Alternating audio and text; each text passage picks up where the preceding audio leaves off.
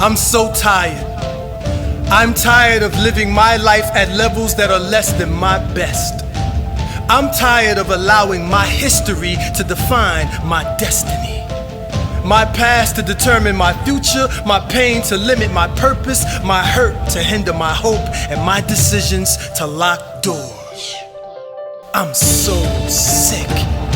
I'm sick of settling. I'm sick of seasons of stagnation. I'm sick of assuming that my life has to be governed by statistics.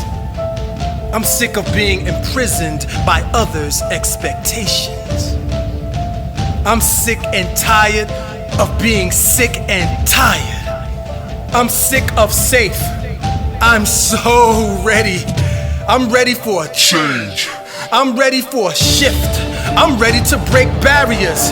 I'm ready to tap into my talent. I'm ready to pursue my potential. I'm ready to see what God can do through me. I'm ready to get out of the boat. I'm ready to walk on water. I'm called. I'm chosen. I'm capable. I'm competent. I'm anointed. I'm assigned. I'm God's child. I am a water walker.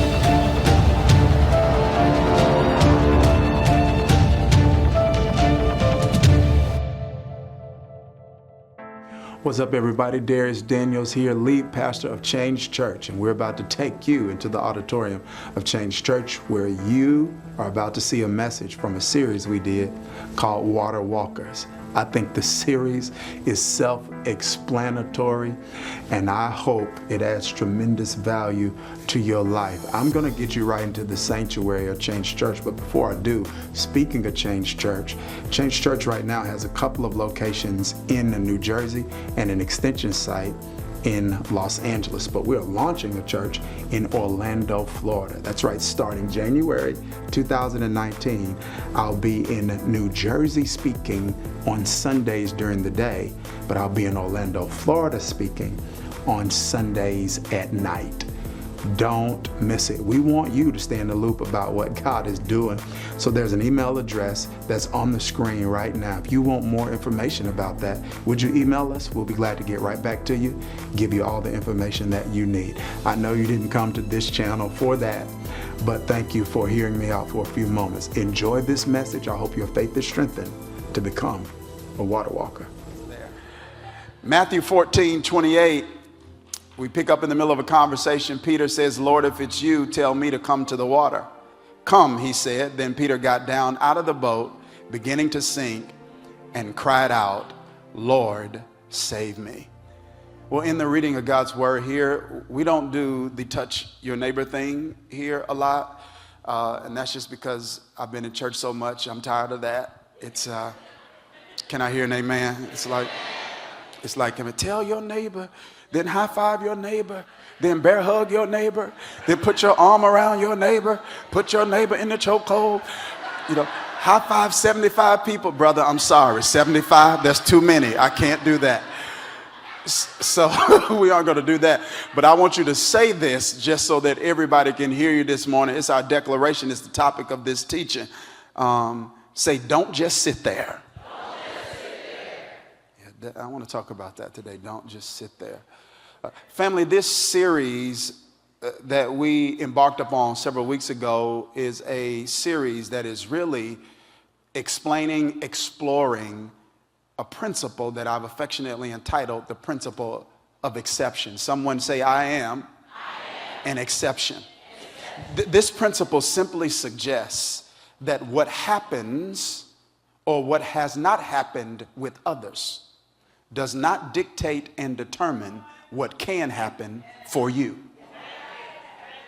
This is not a proclamation of superiority. It is a proclamation of differentiation. We aren't saying we are better than, but we are saying we can be different from. That although we will go through some of the same experiences as everyone else, we do not have to have some of the same outcomes as everyone else. We can be the exception. Our God is the God of exceptions. The Bible is a book filled with exceptions, and we can be people that are people who are exceptions. In every area and arena of life, someone is going to be the exception. What we are simply arguing is, why can't it be me? And there is a word we are using to describe people who embrace this principle of exception. It's called water walkers. People who refuse to be limited by the limitations that limit others. People who refuse to allow categories and statistics to dictate their destiny. People who say, I will not allow my age in life, my stage in life, my socioeconomic status, my educational background, my gender, my race, my mistakes of my past to determine the possibilities in my future. I can be, I will be, I've been called to be, I'm anointed, empowered, assigned, created to be the exception. If you're feeling me, say yes. Exception, exception, exception. And we've been exploring one story for the past several weeks. One story in the Bible about two men who were exceptions. A man named Jesus and his apprentice, his follower, his disciple named Peter, who defied the odds, who walked on water, who walked on what other people drowned in.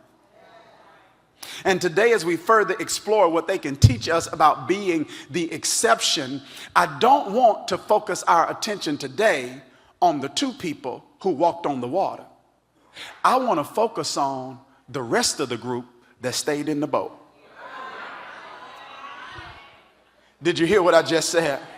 That our attention today will not be focused on the two people that walked on water. I want to explore, examine, investigate, holy anointed interrogate the people on the boat and figure out, why did you just sit there? Because when you read this story, family, there's a detail in verse 24 that I think is incredibly important yet often overlooked. And that detail is this, that there were waves buffeting against that ship. It was a storm, and the ship was being damaged by the waves that were hitting the ship. The ship was possibly taking on water. This may mean that one of the reasons Peter got out of the boat is because he felt like it was safer on the sea with Jesus than staying in the ship with others. So here it is, the disciples. Are you ready? Okay, 7 of you are. I said, are you ready? Okay, here it is. The disciples, 11 of them, are sitting in a ship that's sinking. Before we judge them, I would contend that if we look long enough and we look objectively enough at our own life, we've all found ourselves in stages and seasons where you've been sitting in something that's sinking. All of us know what it's like to be sitting on something, asking yourself, why am I here? What am I doing? And why am I doing it with you? Let me go to this side, because all of us have found ourselves in seasons and situations where we're sinking. Some of us know what it's like to feel like we're sinking spiritually, where we're losing our spiritual vitality and fervor and enthusiasm, where we feel our spiritual muscles weakening and we feel the other part of us, the self-sabotaging part of us. We feel it strengthening and reawakening itself, because the Christian doctrine of sanctification teaches that the old you is not eradicated. The old you just has to be arrested. You have to imprison the old you and keep the old you in solitary confinement. The truth of the matter is the old you is still there. I know we sing songs like things I used to do, I don't do anymore. Places I used to go, I don't go anymore. I want to contend that you have not forgotten. You may not do what you used to do, but you have not forgotten how to do anything you used to do.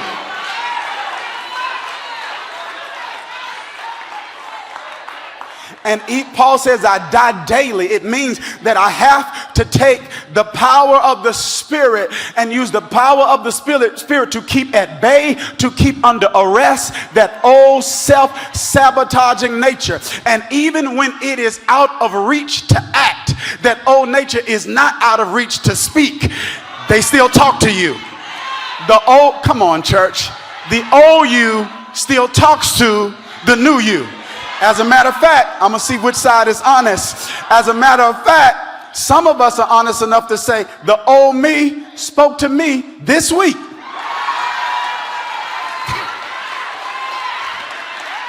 Some of us, some would say, you may have been in a confrontational situation at school, at work, and at home. And the old you whispered to you, cuss them out. Okay, this side is real, so let me go over here. The old you said, curse. They just need one good one. God will forgive you. That's what the old you said.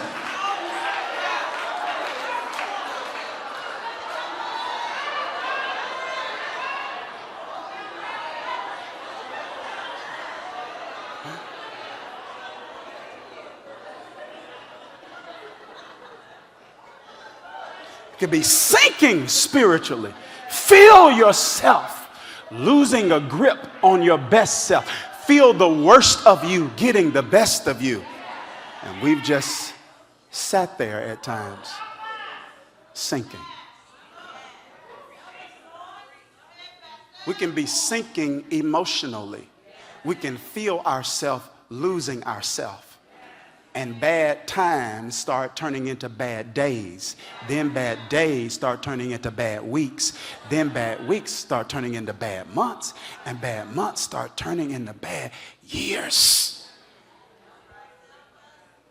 We can sense it. I'm not happy. The emotional quality of life that the Bible promises the believer, joy and peace and contentment, we can feel ourselves losing that.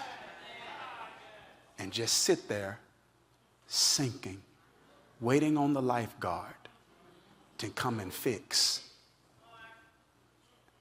what only God has given me responsibility to fix. We can be sinking professionally. You know you're sinking professionally when Sunday night is the worst time of the week. Yeah, if you think about tomorrow and your mood changes.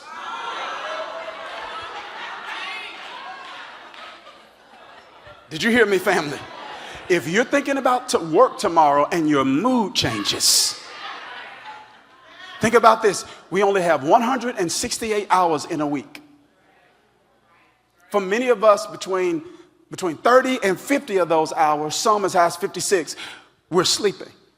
So we only have a little over 100 hours a week of time for activity. And if we're going to spend 40, 50, 60, 70 hours at something, it's hard to do that if you're giving that much time to something you hate.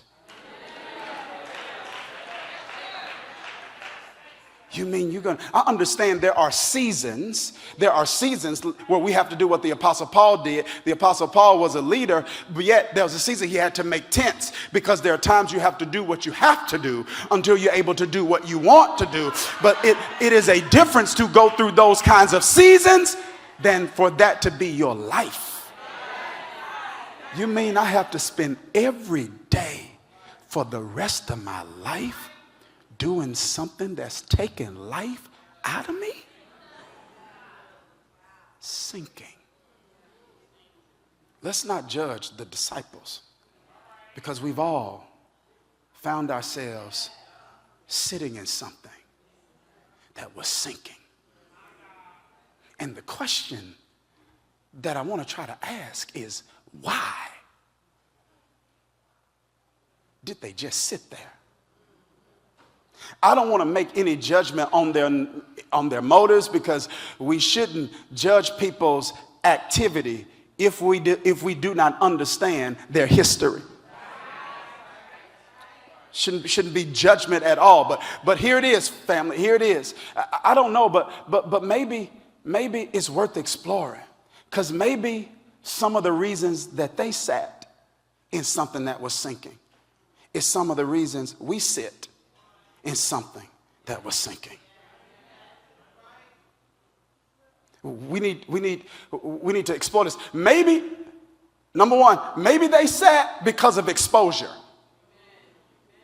Because many of these men were fishermen, so they were used to the water. And so in their experience in water, when a storm comes, you either go down with the ship or you get out of it and you sail or swim away. So maybe, are y'all ready for this? Maybe they were sinking because that's all they had ever been exposed to. And are you hearing me? And if all I am exposed to is staying on a sinking ship, then sinking ships become normal for me. And so if my family was sinking and my friends are sinking and my church is sinking and people at work are sinking and people on campus are sinking, then sinking becomes normal. And so I live a life just hoping the wind doesn't blow in my direction. It's a life that is subject to the whims of the wind. But I came to tell you today that the sovereign Savior named Jesus did not die on a hill called Calvary so that our life could be subject to the vicissitudes of the wind. Life will come to everybody's neighborhood, pull in everybody's driveway, come up in everybody's living room. Life will happen to everyone, but a water walker will reframe seasons and circumstances and say, this did not happen to me, this is happening for me. Did you hear what I just said? A water walker will reframe it and say, this is not happening to me, this is happening for me. I serve a God that is sovereign, and if he did not prevent it, he must want to use it. So Lord, have your way in me, for me, and through me. Exposure. So they only thought sinking was normal until they saw Jesus. And Jesus, the Bible says they saw him. And so Jesus walking on the water is an example of them being exposed to something that was possible, that they didn't know was possible, till they saw somebody else do it. Are you following me? Because water walkers know what to do with exposure. Once you've been exposed to something, there are a few options you have. You can admire or be inspired. So the question you have to ask yourself is, why is God allowing me to be exposed to some of the things I'm being exposed to?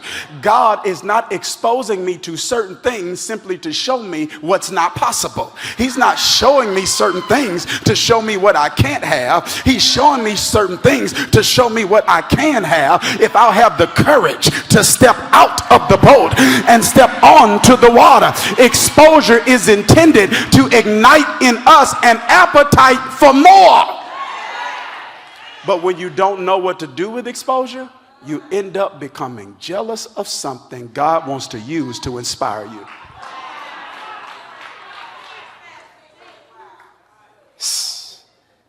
Don't be jealous of it. Be inspired by it. I want everybody to repeat after me. Don't tell your neighbor, because we don't do that, but just repeat after me. Repeat after me. Say, I'm not jealous. Come on, say it again. Say, I'm not jealous. Say, I'm motivated. See, jealousy means, or covetous means, I don't want this to happen for you. Motivation says, it doesn't matter to me if it happens to you or not.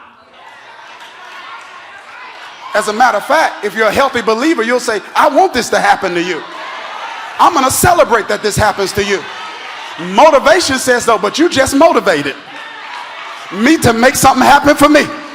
And I don't want what God has for you. I just want what God has for me. I'm not going after what God has for you. I'm going after what God has for me. I'm not in pursuit of your purpose. I'm in pursuit of my purpose. Exposure. Exposure. I gotta manage exposure right. Jealousy is mismanaged exposure. Intimidation is mismanaged exposure. We shouldn't be exposed to certain things to feel worse about ourselves. We should be exposed to certain things to feel better about ourselves. Am I making sense? Somebody say exposure. Listen to this, family. Number 2, somebody say energy. Come on, say it again. Say energy. So, see, sometimes there are certain things we don't do, not because we haven't been exposed. Sometimes there are certain things we don't do because we don't have the energy. Say energy. Listen to this. Has anybody ever got to the place in life where you said, I'm just tired? I'm tired. This is what I've learned, because the Bible teaches if we aren't aware of the tactics of the adversary, he has an advantage over us. Listen to this. If the enemy, listen to me now, if the enemy can't take you out, one of the things he wants to do is to wear you down.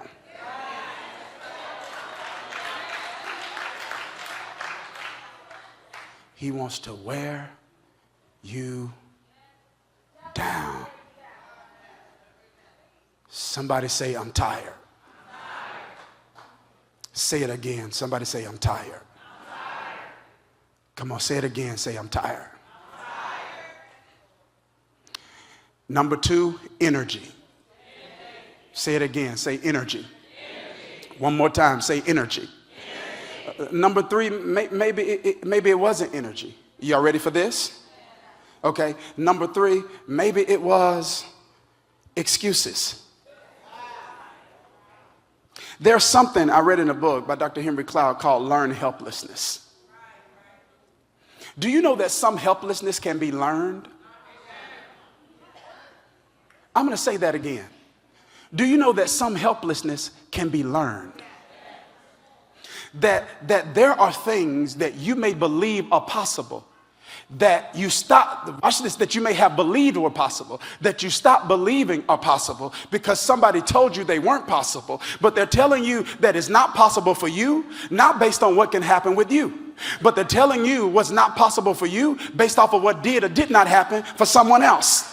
They're telling you you can't do that at your age. You can't do that because you're a woman. You can't do that because you don't have the pedigree or the background. And there is a state of helplessness that some people fall into that they learned. But the good thing is, if I learned helplessness, I can unlearn helplessness, and I can shift from a victim mentality to a victor mentality and refuse to be limited by the limitations of others.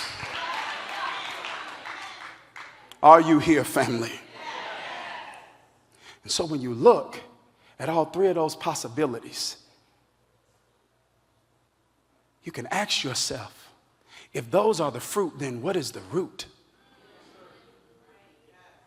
Because there could be a number of possibilities. I could have named a number of different contributors to people staying there. But if that's the root, if that's the fruit, what's the root? What's the root of just sitting there and I don't have to? You know what it is, family? I'm done, son. Apathy. Pastor Dharius, what's apathy? What do you mean by that? Apathy is the womb that gives birth to excuses. Here it is. What do you mean? Because this is the truth. When you look at the text, you have some people who are walking on what other people are sitting and sinking in. You know what apathy is? It is absence of enthusiasm, excitement, emotion, and initiative. People who are paralyzed by apathy don't take the initiative to do something about their sinking situation. Now, I don't want to spiritualize this. I realize in churches sometimes we throw out terms that defined enough. But there's a term in the Bible in Ephesians 6 called principalities. And it is a term that has spiritual implications. And it speaks to dominant, dysfunctional dispositions that characterize people groups, families, and regions. Does that make sense? Yeah, that is the fruit of a principality. It is not just a personal vice, a personal issue. It is a pattern and a trend that you can see sometimes in certain groups, in certain places, in certain cities, in certain families. Am I making sense? And there can be a principality of apathy.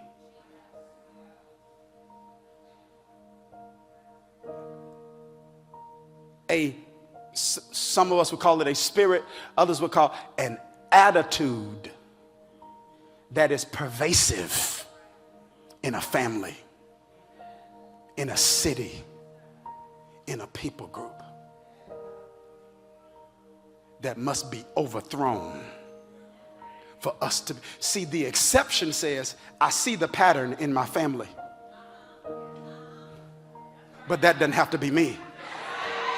Got me? I see the pattern in my city, but that doesn't have to be me. Yeah. I see the pattern among people that are like me, but that does not have to be me. I will not allow my apathy to make me subject to a principality. That I can be the exception. Listen to me. If you are sinking in any area, don't just sit there.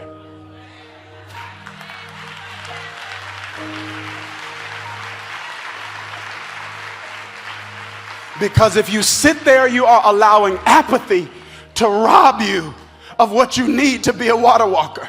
Apathy robs you of information. There are some things you don't learn about God, and there are some things you don't learn about life, and there are some things you don't learn about you until you actually step out of the boat and try. See, a water walker has this attitude. Sometimes I win and sometimes I learn. You caught it. Sometimes I win and sometimes I learn. I didn't lose. The loss isn't a loss if it's a lesson. But when I don't try, there's some things I don't learn about me. There's some things I don't learn about God. There's some things I don't learn about life. Apathy robs me of information. Number two, apathy robs me of elevation. There's some places I don't grow to and go to because I don't take the initiative to believe for more. And number three, apathy robs us of our assignment. You've never seen anybody accomplish their purpose when they're under the arrest of apathy. Because anything that's worth doing is something that will be fought.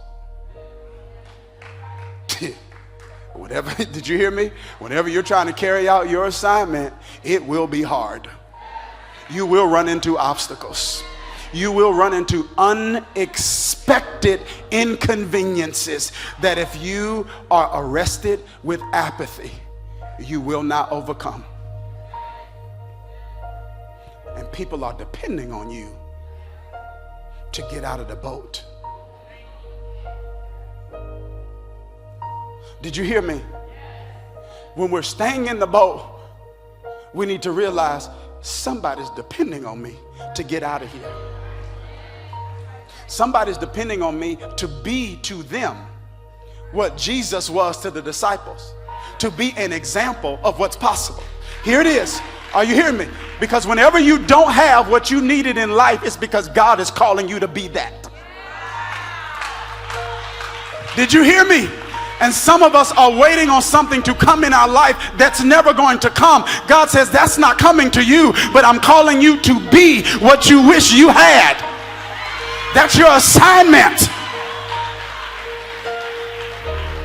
There are times as a leader, I feel like a zebra. I feel out of place. I don't do it like everybody else. It's hard to find friends who do it this way. And sometimes I just feel that. And I'm like, I just wish I had an example, a prototype of somebody that was doing exactly what I see in my heart, the way that I see it, that's doing church the way that I see it. And there are times when I feel frustrated and alone, and I'm like, I just wish I had that. And I've got great pastors and mentors, but I don't have that. And I've been looking for that. And it's like the Holy Spirit is saying to me, you are that. You are that for others, because what you do not have, God is calling you to be. You've got to get out of the boat.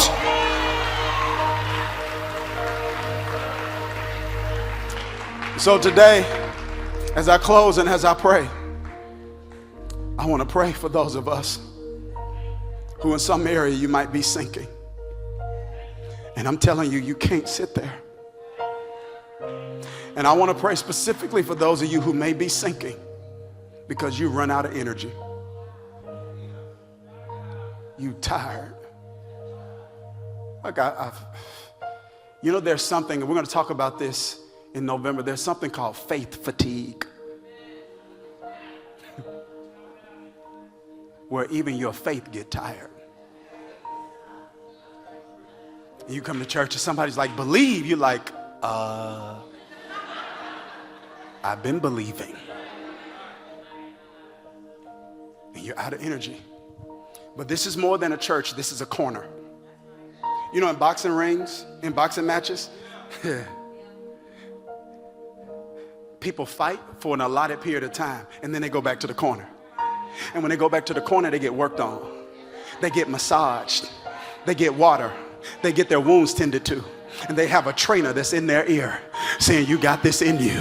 You get back out there and you and you bob and you weave and you throw a left hook and you throw a right hook. Change Church is not just a church. Change Church is your corner. And when life has beat you up, every Sunday you come to your corner and you get your wounds tended to. And I'm your spiritual trainer, and I want to get in your ear and I want to say, you go back out there and you bob and you weave and you throw a left hook and the right hook. You cannot sit and sink.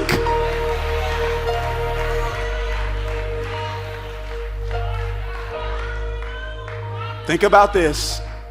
The first African American director of police, female director of police, listen to this, for the city of Trenton, just so happened to be at this service on the day we're talking about being a water walker.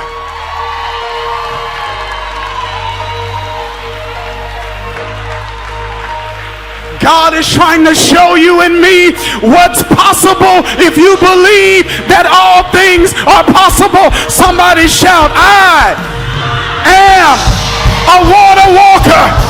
Now give God praise.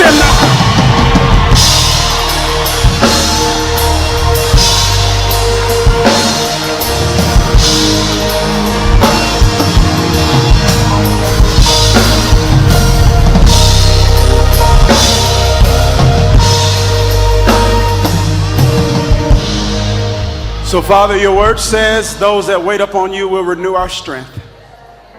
Thank you so much for watching. If this message added value to your life, I'm going to ask you to do two things. One, press that subscribe button if you have not subscribed, so that you can stay in the loop about new content that we're releasing. And then two, if it added value to your life, would you share it with someone? Send them the link. We've been blessed to be a blessing. Take care. God bless.